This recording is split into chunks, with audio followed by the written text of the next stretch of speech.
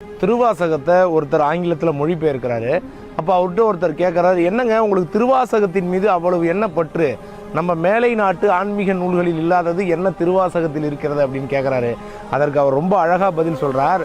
ஒரு தராசில் ஒரு பக்கம் உள்ள தட்டில் மேலை நாட்டு ஆன்மீக நூல்களை எல்லாத்தையும் வைங்க, மறுபக்கம் திருவாசகத்தின் ஒரே ஒரு வரியை வைங்க, நம்முடைய நூல்கள் மேலே போயிடும், திருவாசகத்தின் அந்த ஒரு வரி உள்ள தட்டு கீழே இறங்கி விடும் சொல்கிறாரு. அதற்கு அவர் கேட்குறாரு, அப்படி என்ன வரி அப்படின்னு சொல்லும்போது இவர் சொல்கிறாருங்க, இமைப்பொழுதும் என் நெஞ்சில் நீங்காதான் தாழ் வாழ்க, இறைவன் நான் இமைக்கின்ற நொடிப்பொழுது கூட என்னை விட்டு நீங்க மாட்டான், நான் இமைக்கின்ற நேரம் கூட அவனை நினைக்க மறப்பதில்லை என்ற ஒப்பற்ற வரிதான் அது.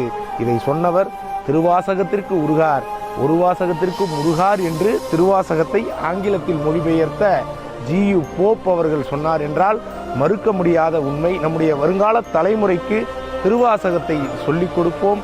இறைவனோடு உருகி அவன் மனதில் உறைவதற்கு திருவாசகம் ஒன்றே வழி என்பதை கற்றுக் கொடுப்போம். நன்றி, வணக்கம்.